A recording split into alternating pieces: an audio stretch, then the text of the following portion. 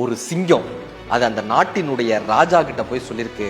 அப்படியே ஒரு கம்பீரமா போய் நின்று அந்த ராஜா கிட்ட போய் சொல்லிச்சான், ராஜா எனக்கு உன்னுடைய மகளை பிடித்திருக்கிறது, உன்னுடைய மகளை எனக்கு திருமணம் செய்து வைக்க முடியுமான். இந்த ராஜாக்கு அந்த சிங்கத்தை பார்த்தா விளவெளத்து போறாரு, பயந்து போறாரு. ஆனா பயத்தை வெளியே காட்டிக்கல.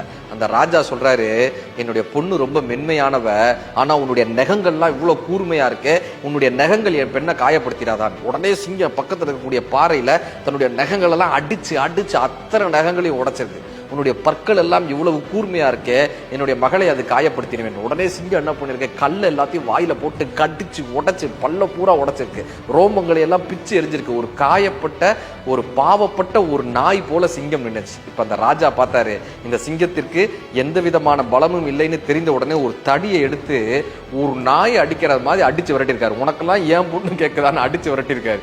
பின்புதான் அந்த சிங்கத்திற்கு புரிந்ததான், நம் பலம்தான் நம்முடைய மரியாதைன்னு அந்த சிங்கத்திற்கு புரிஞ்சிருக்கு.